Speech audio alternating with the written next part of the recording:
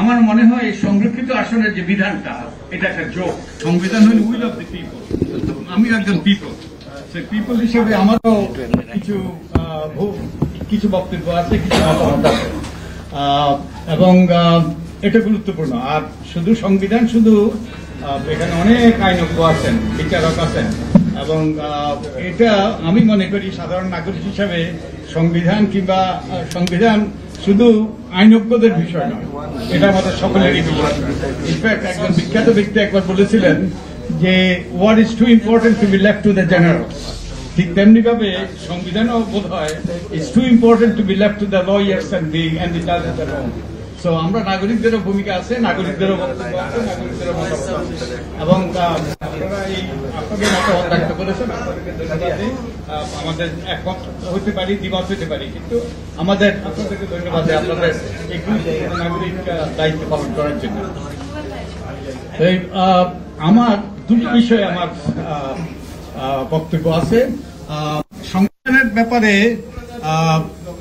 সংবিধানে অনেকগুলো পরিবর্তন করতে হবে, কারণ সংবিধানটাকে নষ্ট করা হয়েছে। সংবিধানটাকে নষ্ট করা হয়েছে অনেকগুলো সংশোধনীর মাধ্যমে নষ্ট করা হয়েছে। সবচেয়ে বেশি নষ্ট করেছে বোধহয় পঞ্চদশ সংশোধনী।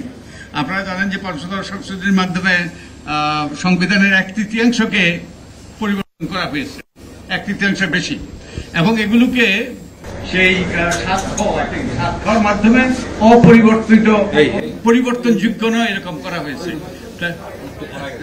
এবং একই সাথে তার মানে কি, তো এর মাধ্যমে এগুলোকে বেসিক স্ট্রাকচার, যে মৌলিক কাঠামোর মর্যাদা দেওয়া হয়েছে, এবং মৌলিক কাঠামো পরিবর্তন করার কারো অধিকার নাই আমাদের সেই কনস্টিটিউয়েন্ট অ্যাসেম্বলি ছাড়া।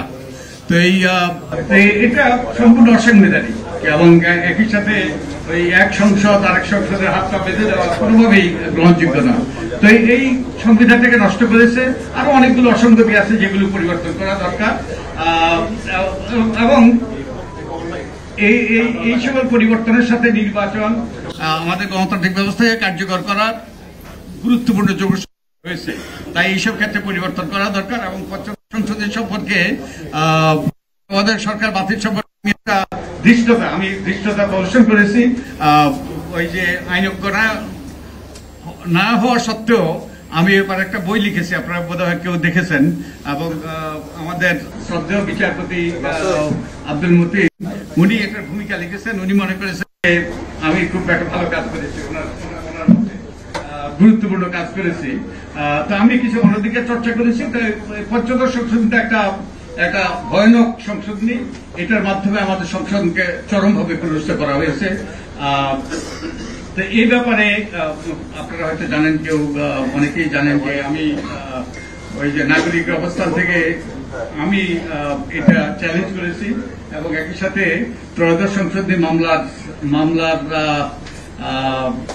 যে রায়টা সেটা রিভিউ করার জন্য আমরা করেছি, পিটিশন করেছি। তো এবার একটা ভুল বুঝাবুঝি আছে, আমি ভুল বুঝাবুঝিটা একটু সংশোধন করতে চাই। যে অনেকের ধারণা যদি পঞ্চদশ সংশোধনী বাতিল হয়, তাহলে মনে হয় যেন তাদের ধারণা যে তত্ত্বাবধায়ক সরকার ব্যবস্থা ফিরে আসবে। আমি যতটুকু বুঝি আমার জ্ঞান বুদ্ধিতে তা ফিরে আসবে না, কারণ এই জন্য যে সংসদের ভূমিকা লাগবে। এটা সংসদে একটা বিল আকারে উত্থাপন করতে হবে, একটা অনুমোদন করতে হবে। তো একটা ভুল বুঝাবুঝি সৃষ্টি করা হচ্ছে যে পঞ্চদশ সংশোধনী বাতিল হয়ে বোধহয় সেই তত্ত্বাবধায়ক সরকার ফিরে আসবে, আমার আগে বিচারপতি ফিরে আসবেন, উনি এসে তত্ত্বাবধায়ক সরকারের প্রধান হবেন। এইরকম একটা ভুল বুঝাবুঝি, চরম ভুল বুঝাবুঝি সৃষ্টি হচ্ছে। আমার মনে হয় এটার অবসান হওয়া দরকার। আর দুটো বিষয়ে আমি একটু আমার মতামত দিতে চাই। একটা হলো যে আমাদের সংসদে এখন 350টা সিট আছে। 300টা সিট হলো সাধারণ আসন, আর 50টা হলো ওই যে সংরক্ষিত আসন। আমার মনে হয় এই সংরক্ষিত আসনের যে বিধানটা, এটা একটা জোক, এবং এটা নারীর ক্ষমতায়ন তো দূর কথা, নারীকে একটা প্রতীকী অবস্থানে নিয়ে যায়। ওই যে আমাদের একজন বিখ্যাত সাংবাদিক একবার লিখেছিলেন যে কি 30 সেট গয়না এখন 50 সেট গয়নার পর্যায়ে নিয়ে গিয়েছে। এটা নারীর ক্ষমতায়ন তো করেই না, বরং নারীকে অনেক ক্ষেত্রে অবমাননা করে, অবমূল্যায়ন করে। আমার মনে হয় এখানে একটা গুরুত্বপূর্ণ পরিবর্তন আনা দরকার। আমি মনে করি, আমার ব্যক্তিগত মতামত হল মেবি আমরা 450 সিট করতে পারলে ভালো হতো, অন্তত 400টা সিট করে এটা 100টা সিট নারীদের জন্য সংরক্ষিত করে এবং ঘূর্ণায়মান পদ্ধতিতে সরাসরি নির্বাচনের মাধ্যমে আমরা নারীদেরকে ক্ষমতায়নের একটা সুযোগ করে দেওয়া আমার মনে হয়। সরাসরি এখন যেটা হয় এটা কম্পিটেন্স নয়, এটা হলো কানেকশন, এটা ফায়দা। এবং আমরা জানি এটা ওই যে কয়েকদিন আগে আপনাদেরই একজন সাংবাদিক বন্ধু লিখেছেন, একটা সংবাদপত্রে লিখেছেন যে সংরক্ষিত আসনে যে ওই মনোনয়ন পাওয়ার জন্য 25 কোটি টাকা দাবি করা হয়েছে, তিনি 8 কোটি টাকা দিতে রাজি। তো এইরকম যে এই সংরক্ষিত আসনগুলো এইরকম বেচা কেনার বিষয় হয়ে গিয়েছে। এখানে যোগ্যতা, দক্ষতা কিংবা জনপ্রতিনিধিত্ব এইসবের কোনো বালাই নেই।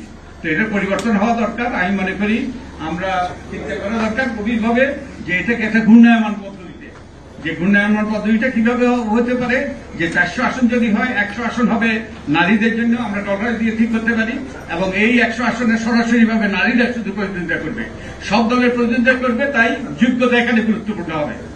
এবং অন্য 300টা আসন হবে যে নারী পুরুষ উভয়ই সাধারণ আসন, উভয় প্রতিদ্বন্দ্বিতা করবে। পরের 100, পরের 100, চতুর্থবার সেই শেষ 100তে নারীরা প্রতিদ্বন্দ্বিতা করবে।